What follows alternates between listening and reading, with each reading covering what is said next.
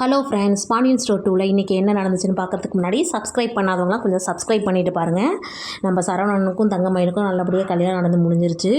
என்னமோ தெரில, இந்த வாரம் ஃபுல்லுமே எல்லா சீரியலையும் கல்யாணம் நடக்கிற காட்சியாகவே போயிட்டுருக்கு. அடுத்து அதுக்கான சடங்குலாம் வேறு, இந்த மோதிரம் போட்டு எடுக்கிறது, இந்த மாதிரி சின்ன சடங்குங்கள்லாம் வேறு பண்ணிகிட்ருக்காங்க. அடுத்து ஃபோட்டோ ஷூட் போயிட்டுருக்கு. எல்லாமே ஃபேமிலியோட சந்தோஷமாக எடுத்துகிட்ருக்காங்க. அப்போ பார்த்து சில பேர் ராஜியும் கதிரும் ஃபோட்டோவில் எடுக்கிறத பார்த்துட்டு, இந்த பொண்ணு தானே இப்போ 2வதாக ஓடி வந்த பொண்ணு, அது என்ன ஏற்கனவே உங்கள் வீட்டில் ஒரு பொண்ணு ஓடி வந்துச்சு, இப்போ அடுத்து 2வது வேறு அப்படிங்கிற மாதிரி அங்கே எல்லோரும் முன்னாடியும் சொல்லி சங்கடப்படுத்திகிட்டு இருக்காங்க. ராஜிக்கு ஒரு மாதிரி ஆயிடுச்சு, கஷ்டமாக போயிடுச்சு.